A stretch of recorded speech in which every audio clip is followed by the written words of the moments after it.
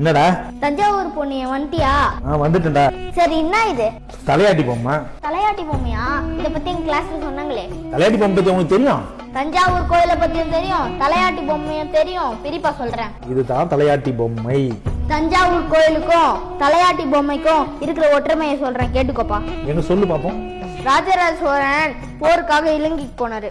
அங்க இதே போல பெரிய பெரிய புத்தர் சிலை பாத்துக்கிறாங்க. வெரி இன்ட்ரெஸ்டிங்டா. இதே மாதிரி பெரிய சிவலிங்கத்தை ஒரு கோயில் கட்டி வைக்கணும்னு முடிவு பண்ணாரு. ராஜராஜ சோழன் அந்த கோயில தஞ்சாவூர்ல கட்டணும்னு முடிவு பண்ணிக்கிறாரு. தஞ்சாவூர் மக்கள் கிட்ட உதவி கேட்டாரு. தஞ்சை மக்கள், தமிழ் மக்கள் கண்டிப்பா தரணும் ஒத்து இருப்பாங்க. உண்மைதான்பா, ஒத்துக்குனாங்க. பரவாயில்ல, உனக்கே தெரிஞ்சு 1,60,60,000 டன் எடை உள்ள பாறைய அந்த காலத்துல யானை மூலயமா புதுக்கோட்டையில இருந்து வர வச்சுக்கிறாரு. தலையாட்டி பொம்மைக்கும் தஞ்சை கோயிலுக்கும் ஒற்றுமை எதுவுமே நீ சொல்லலையே. 350 அடியில ஒரு பள்ளம் தோண்டி அது ஃபுல்லா மண்ணு நிரப்பி அதுக்கு மேல அஸ்திவாரம் போட்டு அப்படி கட்டினதுதான் தஞ்சாவூர் பெரிய கோயில். இப்ப கூட நீ தலையாட்டி பொம்மைக்கு வரலாம்.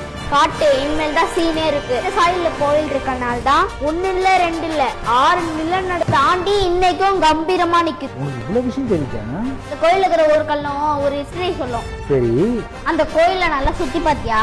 நல்லா பாத்தேன். அந்த கோயில் கட்ட உதவி செஞ்ச மக்களோட பேரு அந்த கல்வெட்டுல எழுதி இருக்கு. சூப்பர்ரா. அங்க பெரிய சிவலிங்கம் பாத்தியா?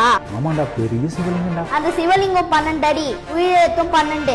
அடுத்து சிவலிங்கோட பீடம் 18 அடி, மெய்யெழுத்துகளும் 18. கோயிலோட கோபுரம் இருக்குல்ல 216 அடி, உயிர்மெய் எழுத்துக்கள் 216. ஆச்சரியமா இருக்குடா. சிவலிங்கத்துக்கும் நந்திக்கும் எவ்வளவு தூரம் தெரியுமா? அது தெரிஞ்ச நீ சொல்லி நான் ஏன் கேட்டு போறேன். 247 அடி. ஆக தமிழ் மொழியில மொத்தம் 247 எழுத்துக்கள் இருக்கு.